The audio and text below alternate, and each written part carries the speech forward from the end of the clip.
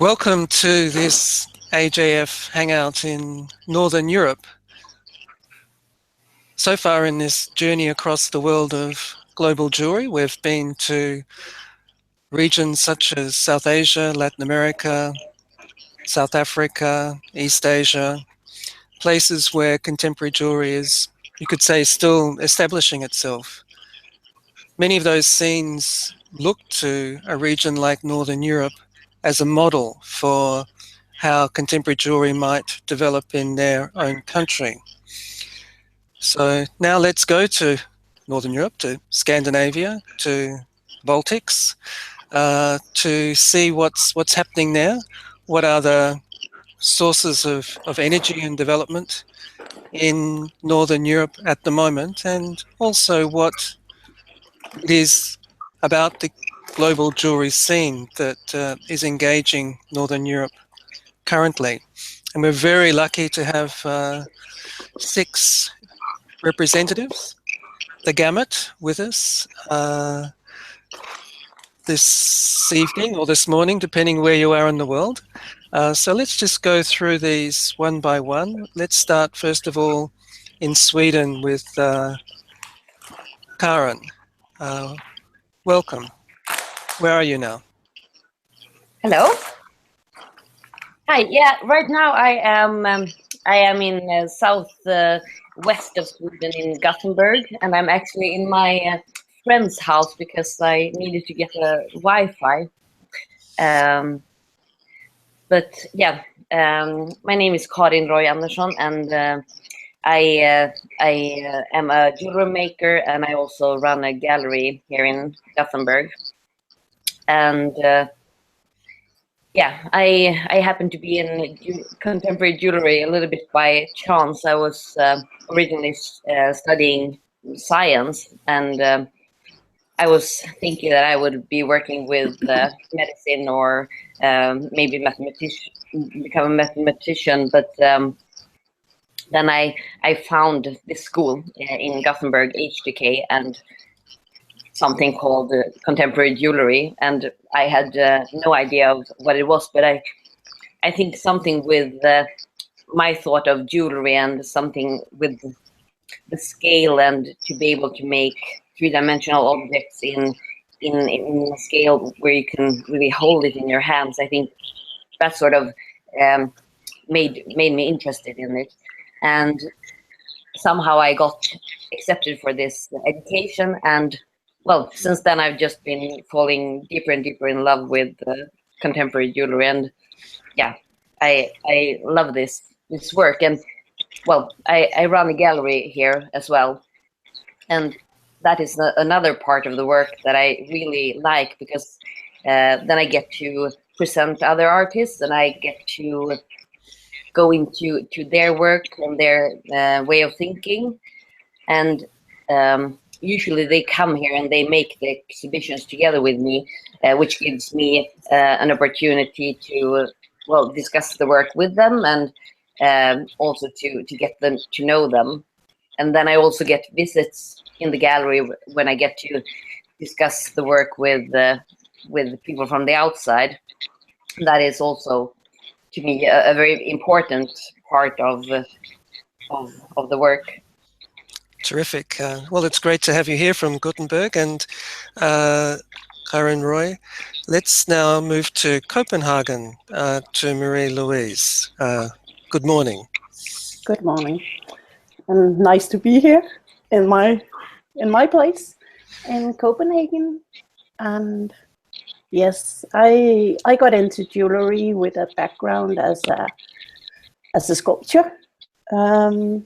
I think the change of scale and the goldsmith techniques and the jewelry traditions was mind-blowing and really inspiring, and it have kept me going since I graduated from the Institute of Precious Metals in 2004. I consider myself a storyteller. And my creative process kind of enables me to connect with and reflect and understand the world around me. I work with impressions and moods and combine them with quotations from the art world. So I'm also totally in love with contemporary jewelry. I think it's amazing. It's amazing field. Yes, thank you so much. Well, we're getting very strong love vibes so far this morning for contemporary jewelry. Let's go across to the Baltic state of Estonia. Urmas Lüüs, where are you at the moment? I'm in Japan, in Yokohama. I think it's a 5-floor house, and I'm riding a bicycle in the corridor. So yeah, that's the current situation. Careful, today night, fall off. Today night, I'm gonna continue my trip to Bangkok, which is a cool place because my friend Nilsint is going to have a personal exhibition there. I think he will open his exhibition on Saturday in Atta Gallery. And after that, on Monday, we are going to have a lecture in Bangkok. So yeah, and here in Japan, we are because we were giving a workshop in Tokyo in Hikomizuno College of Jewelry. We were giving a workshop that was basically dealing with iron as a material. So yeah, the whole 1 week when we were giving the workshop, we were working only with iron. I see. Well, thank you, Urmas. It gives you a real sense of jewelry from Northern Europe on the move, not just in Tokyo, but on its bike. Before we go back to you, Helga in Iceland, welcome. Thank you. Yeah, I'm in Reykjavik, Iceland. I studied in Scotland because there's no education here in the field of art jewelry. I've been self-employed for about 4 years, which means I sell my work here in a collective gallery of we're 11 women that run a gallery together, and we have different mediums. I'm the only one with art jewelry, so I'm just, grateful to be able to do this here in Iceland, because the art jewelry field, it's not a big thing here. It's more like goldsmiths, like mediums, metal, and not much other than that. Mm-hmm. So yeah.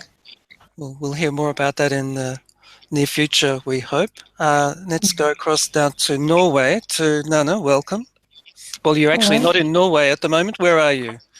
I am in Halle, in Germany, at the Kunsthochschule Halle, where I have this guest professorship and will work here until mid-July. Yeah, so I trained as a traditional goldsmith and kind of fell into contemporary jewelry step by step. Partly because I was so dissatisfied with the decorative aspects of jewelry, as I found myself working as a goldsmith. It was all decoration, and but when I started with contemporary jewelry, with actually Marie-Louise in the Institute of Precious Metals, and then later on in Munich at the Academy of Fine Arts there, I found it as a good medium to question life, why I'm here, and to understand or try to understand, give some meaning to my presence here. And as I also trained or I studied history of religion and anthropology, so my interest in jewelry is also very much focused on ritual aspects and kind of the archetypes and talismans and the so-called ethno-jewelry, which I can see voice emerging in the contemporary jewelry field that I haven't seen before, and I find that interesting. And my presence in Norway is I'm not working at the school in Norway, but I work, I head a committee which is called the Acquisition Fund for Contemporary Craft. So I've seen the last 3 years all kind of craft exhibitions and also in the metal field which I represent. So I don't know if I'm going to present this later on, but it's an interesting concept, and what is the Nordic spirit? That's something we can look to, certainly, but it's interesting that you reflect on potentially a universal language in terms of anthropology of jewelry, which might sit alongside the cultural differences. And finally, let's go to Finland. Jenni, welcome this morning to the conversation. Yes, people from Finland, from Southern Karelia area, from Lappeenranta, where I live and work. And I first was trained as a stonesmith, and in that same school happened to be a jewelry art school also. And there I learned to know some of the leading jewelry artists from Finland, like Eija Mustonen and Tarja Tuupanen, and they somehow got me to study also jewelry art a bit by accident. And this happened in 2006 or 7-ish. And since that, I have dedicated my time to jewelry art. So there is a city called Imatra near to Russian border, and there is a unit of fine arts where you can study jewelry art, and you graduate as an artist, like visual artist from there, and that is the only place in Finland that you can do that. And nowadays I'm a lecturer teaching there, taking care of the jewelry art department. And there is also a Finnish Jewelry Art Association, and I've been the member ever since I was a student, but for the last 4 years I've been also the chairman of that association. So I'm quite well aware of the situation of the Finnish jewelry art field at the moment. And yeah, well, that's basically crazy. And it's very interesting. Finland is a unique country in the sense that it also borders with Russia, which is a country we hear virtually nothing of. But maybe we can hear a little bit more about that later. So let's go around once more, and from Karin, if we go back to you in Gothenburg, what do you see as being the energies of Swedish jewelry at the moment, the scene? What's particularly vibrant? Well, I think we have sort of a well-established jewelry scene and well-established places for jewelry, but I find it's a lot of people have. I see that a lot of people have an urge to sort of make collaboration projects and collaboration things. Maybe more before than right now, but I think that could also be that I'm not. I'm starting to get older, so I don't have a clear view of what's happening, like among the students, really. But at least from my generation, I feel like people are happy to do things, and then also that we have a strong tradition, like here in Gothenburg. There is a group called NOS Initiative, and they started a gallery many years ago. It closed in 2012, but they are still active as a group, and they make seminars and exhibitions and things. And well, what they build up during those years, it's still sort of coloring the jewelry scene here in Gothenburg, and I think they are a big reason why I can get people to come to Gothenburg to make exhibitions and so on. And then of course we have Platina in Stockholm, which also is has been very, very important for the contemporary jewelry field in Sweden. Without Platina, I don't think we would have at all the jewelry scene that we have right now. And then there's some more recent project, like there was a very nice project that I was involved with in maybe 2011 or something. It was called Alla, and it was Malin Barklund and Hanna Hedman who made a project where they invited maybe 10 different jewelry artists who made brooches on the theme of well, racism and like the harder climate towards immigrants in Sweden. And now Malin Barklund has also just opened a new place where she makes exhibitions and show jewelry art in Stockholm as well. And then we have a very interesting thing. Last year in 2015 we had or 2 years ago we had a or yeah, maybe it was 2016.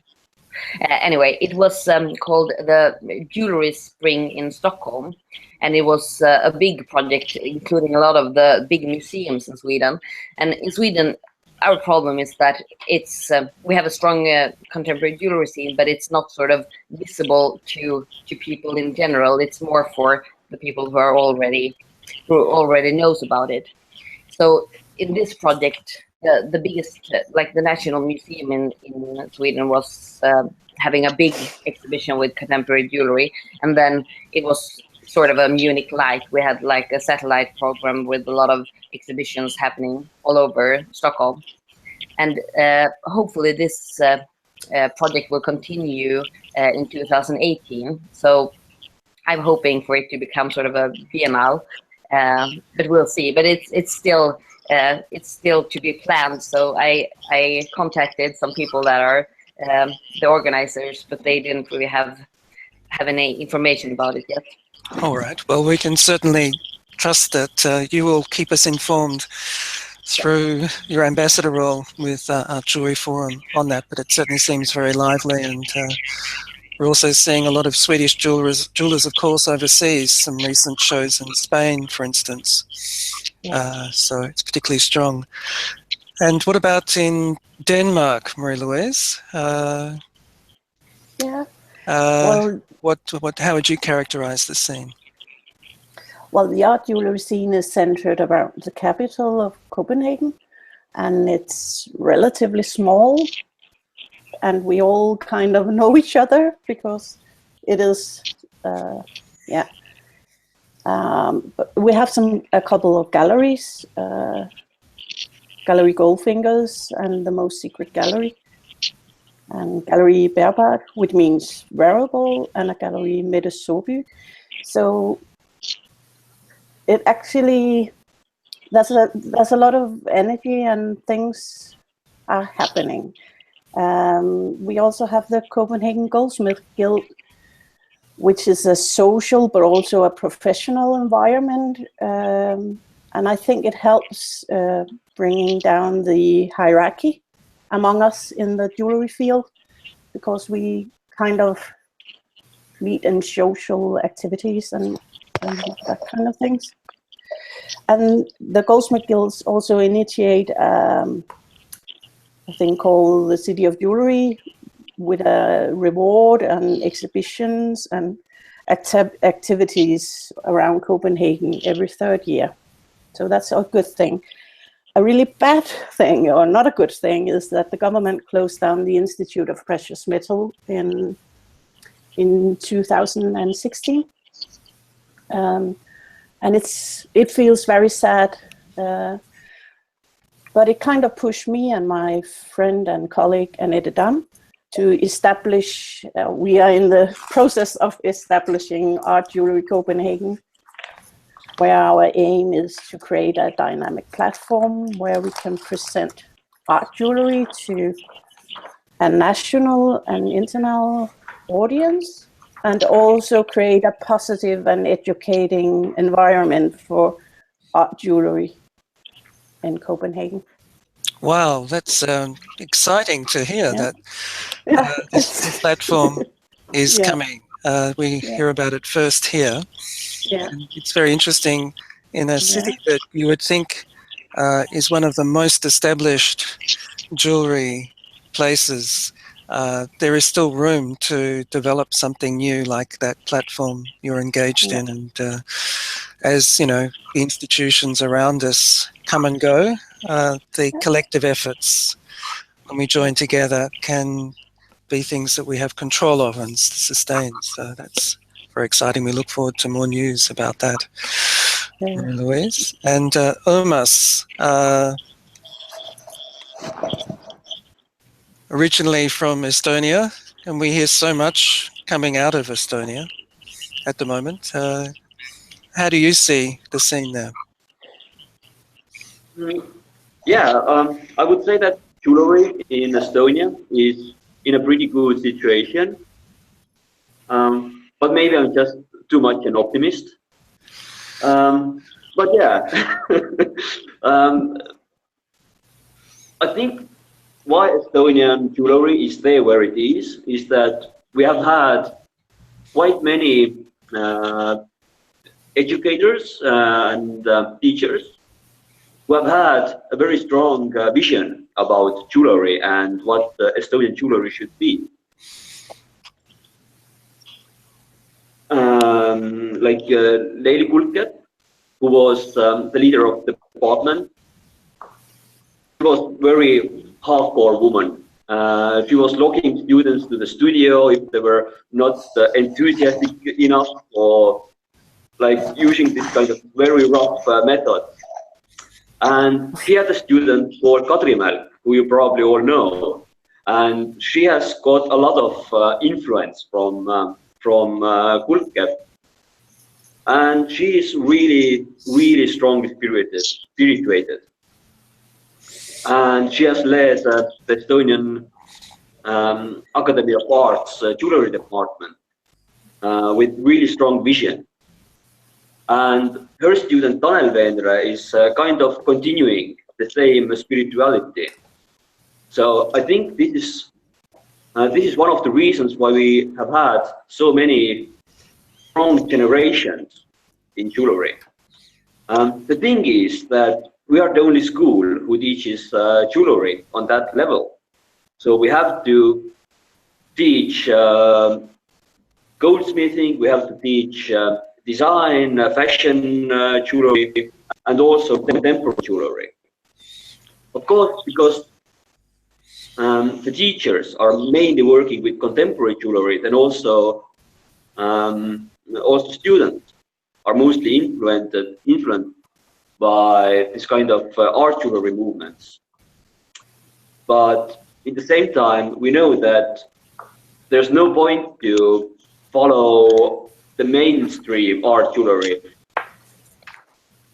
I can say that it's mainstream movement of art jewelry, even though art jewelry is not in any way, but still everything you see on Schmuck, we don't want to take it as a role model for students. That you see, this is how art jewelry is done, and now you have to do art jewelry. First, we try to keep them away from art jewelry so that they get to know themselves to how to make stuff that comes from inside. So then they can start learning how things are done in wider world. And I think this is good because it's easier to make interesting things in periphery, I think. It's easier to do interesting things somewhere in a deep forest, in a dark countryside. This is the place where this kind of weird things start to happen. Okay, So we're getting a little bit of they call a Scandinavian noir. Here, this is a theme now about darkness and isolation and its relationship to creativity. But while you're here, Urmas, do you find much exchange happening with Latvia and Lithuania, other Baltic countries? Or is really Estonia somehow very different, an exception in your region? Actually, it's funny, but even historically, Estonians have not done a lot of collaborations with Latvia and Lithuania. And we are rather been looking towards Finland and Sweden. And this has been even from Viking Age, and it's still continuing, that when students go to study abroad, then they first look to Sweden or Finland, and then Latvian and Lithuanians. It's rather Latvians and Lithuanians who come to study in Estonia. Well, that's very interesting. So I couldn't speak about the jewellery scene in Baltics in that way. Right.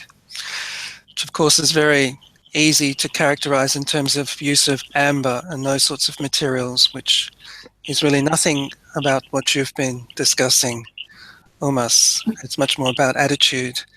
Well, let's now move across to Iceland, to Helga, and where you're in a scene which you describe where there aren't as many jewelry galleries and infrastructure there.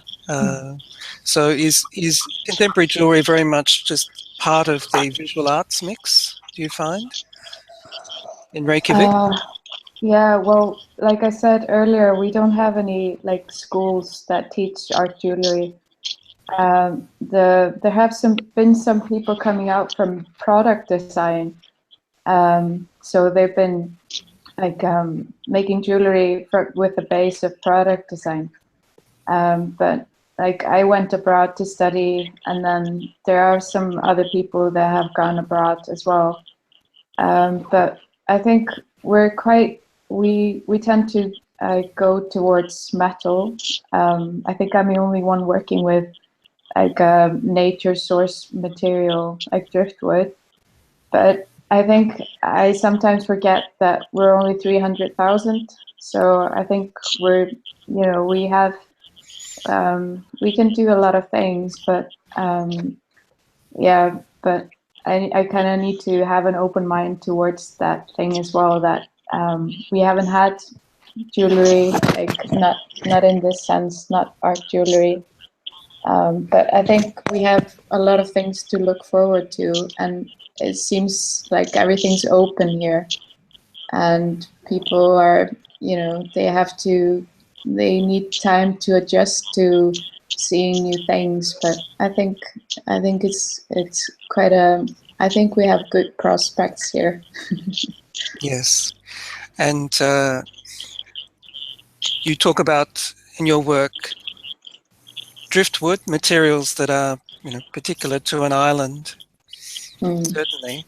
What about, and we haven't touched on this yet, but obviously the Viking heritage is a very strong one in this region. The jewelry is hardly a new phenomenon, and it's something quite ancient. Does that play any role, do you think? Yeah, I think it comes through with the goldsmiths that are working here.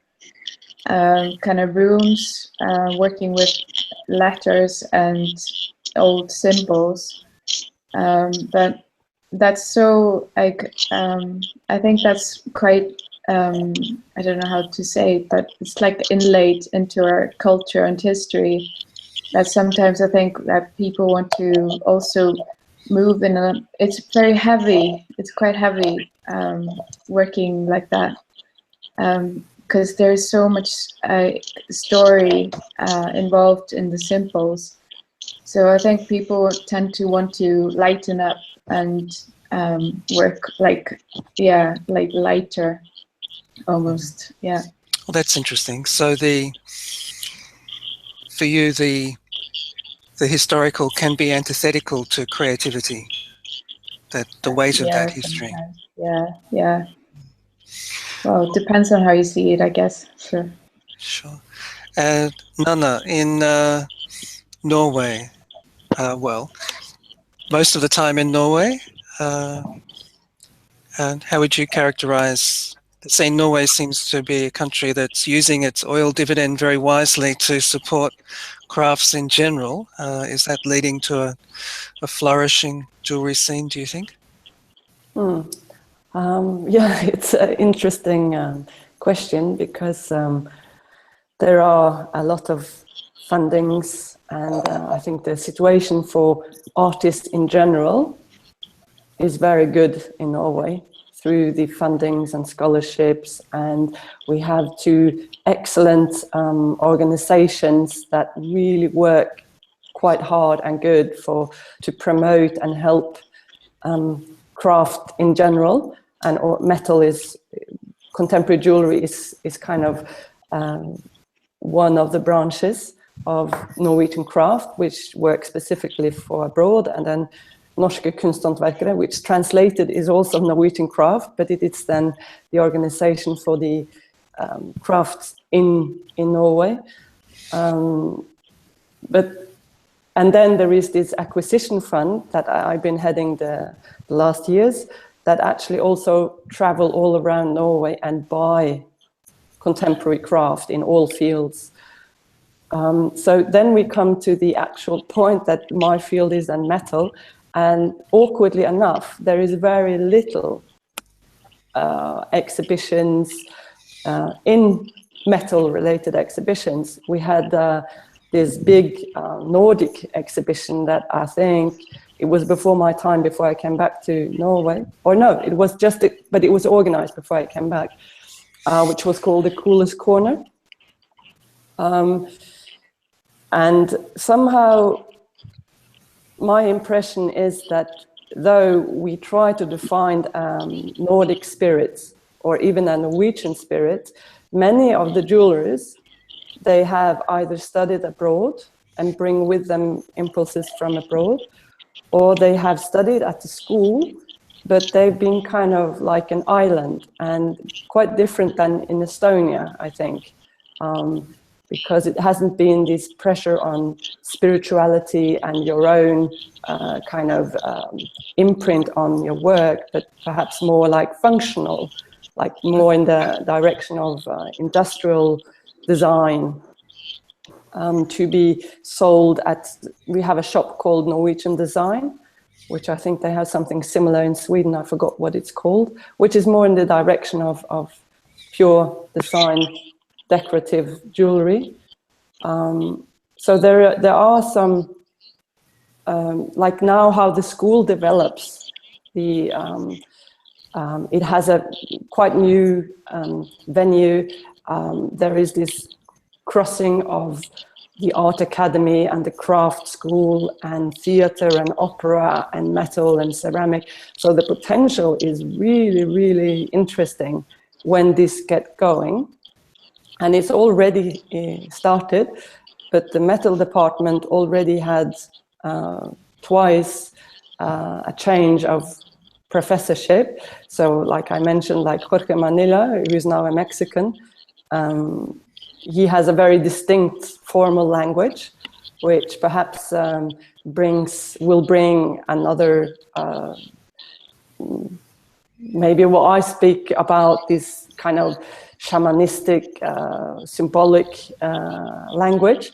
But I don't know, we don't know, it's very new. So I would say that though I see a lot of jewelry, I must confess that I don't really see something I would call a spirit of the North. And it's awkwardly absent our very, very complex and politically incorrect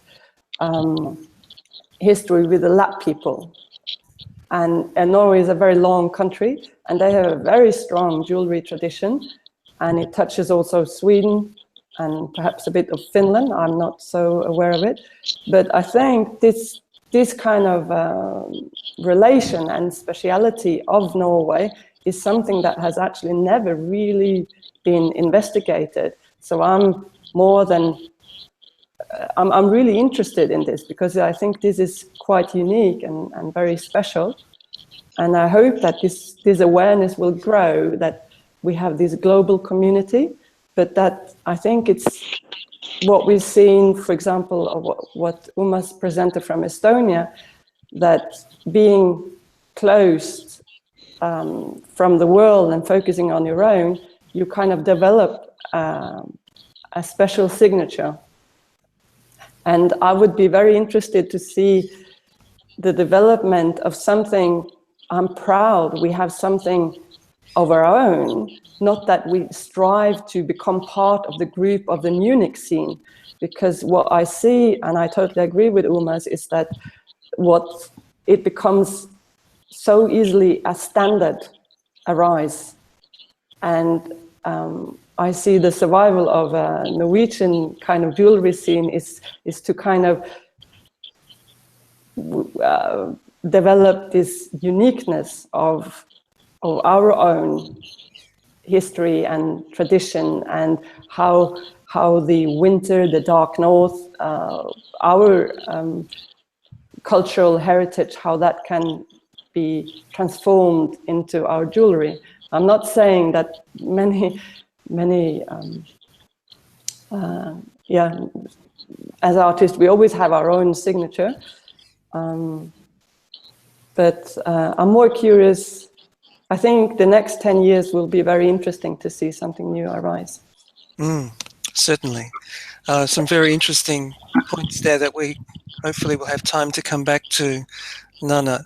I wonder, going to Finland, Jenni, with Sami, given what Nanna was saying about jewelry for the Lapps in Norway, is there any equivalent, do you feel, in Finland?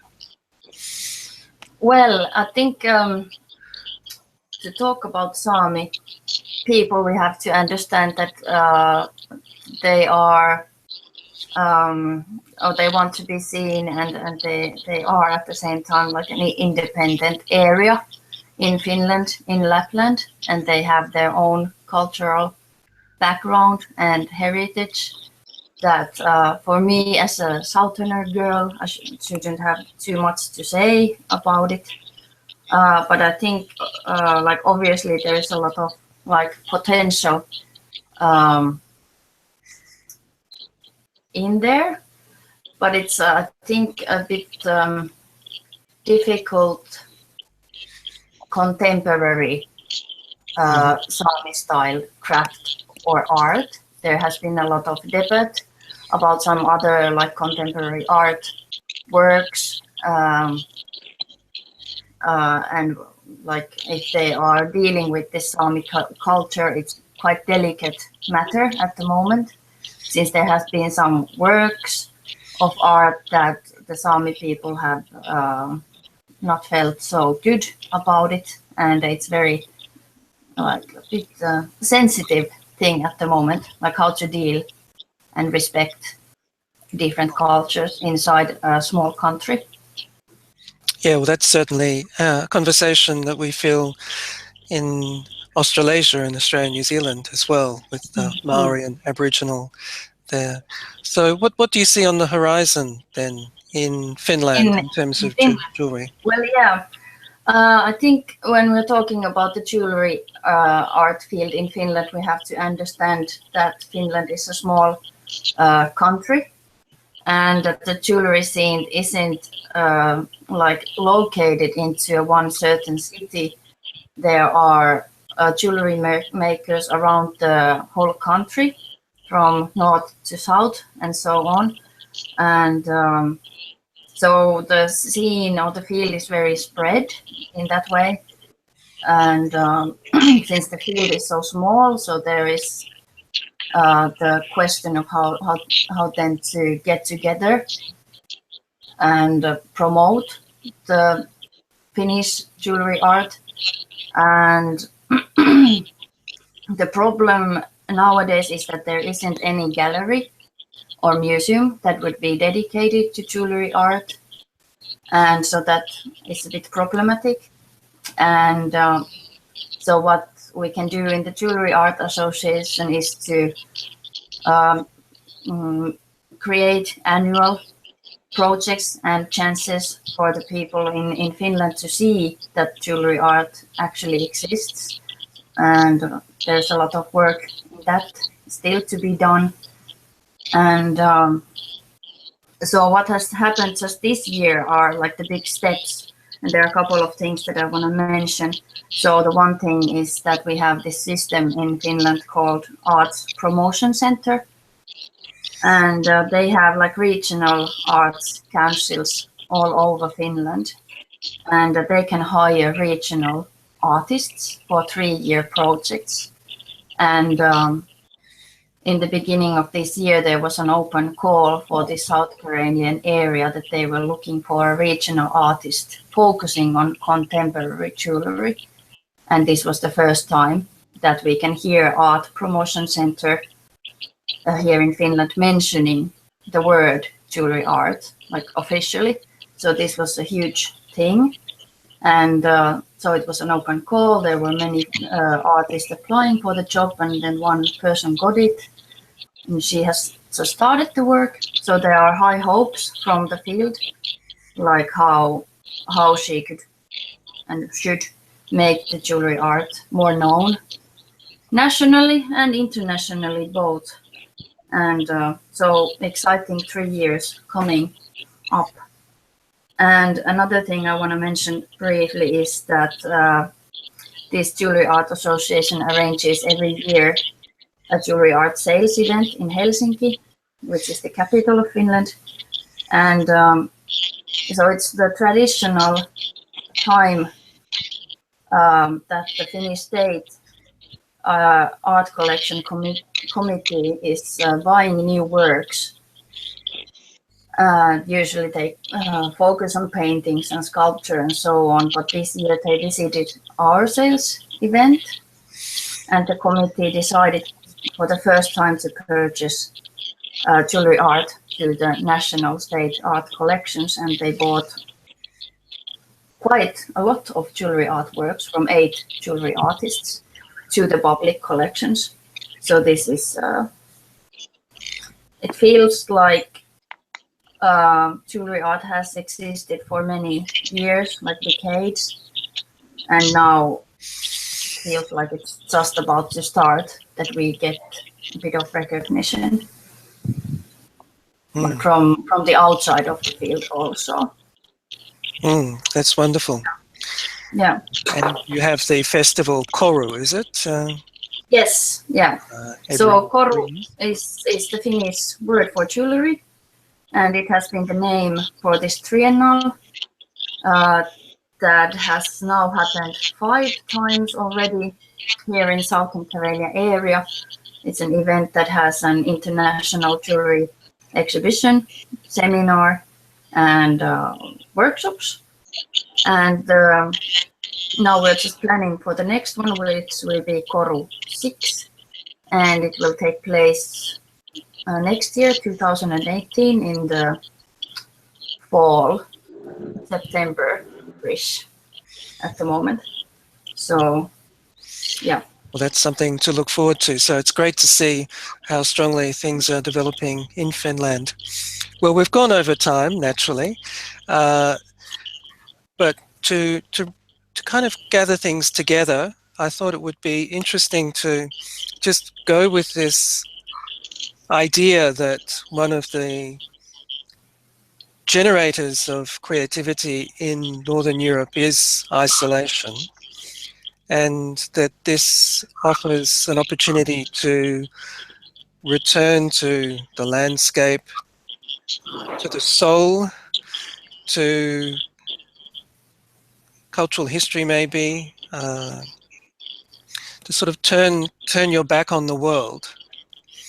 And of course there's an irony here that Marie-Louise is just about to head off to Beijing tomorrow.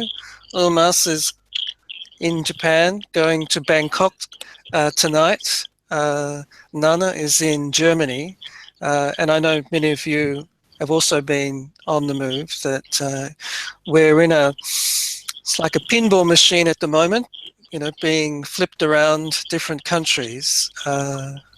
So there is, at a time in Europe where, with the French election, obviously, and Brexit, there is this question about internationalism and globalization. To what extent do you feel that we need to somehow go back to our roots in order to recover the energies of contemporary jewelry at the moment?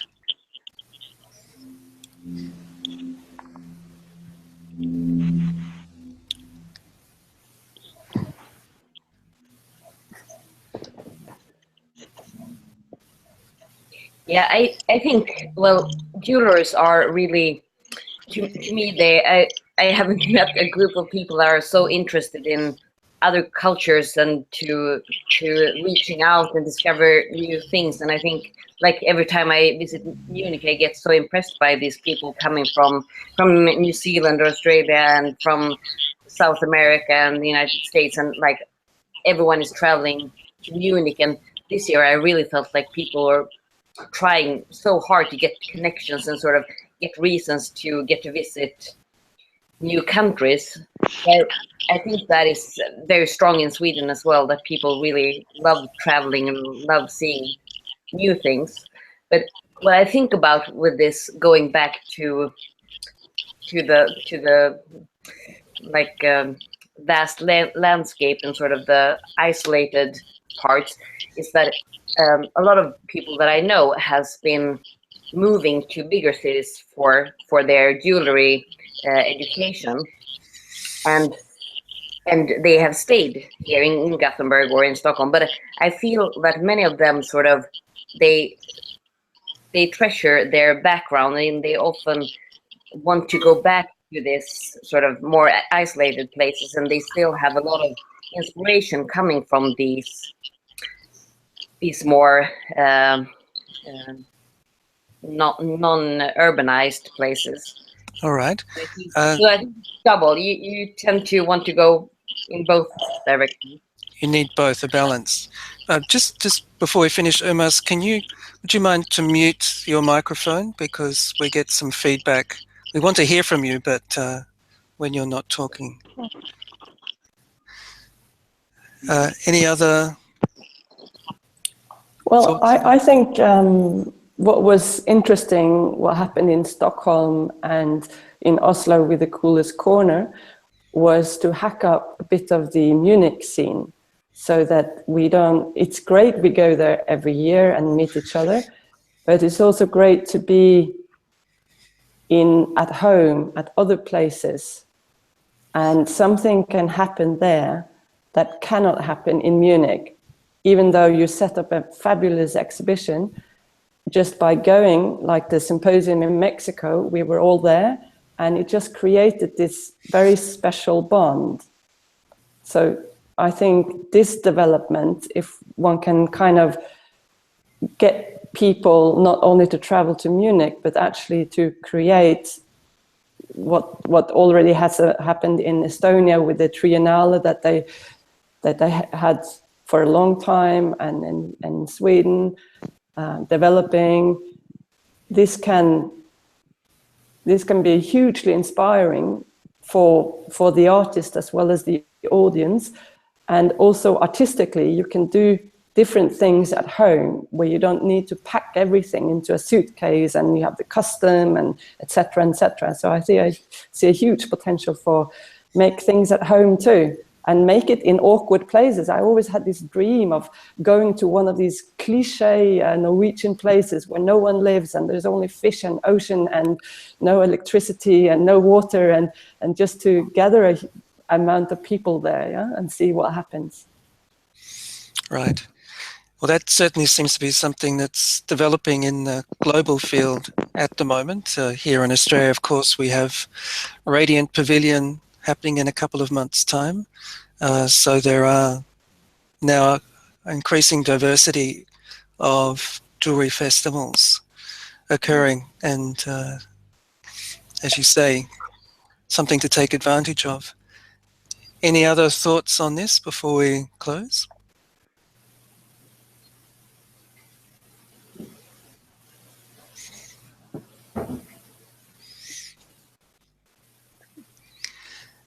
Any other comments? Issues that you think are relevant to the scene in Northern Europe?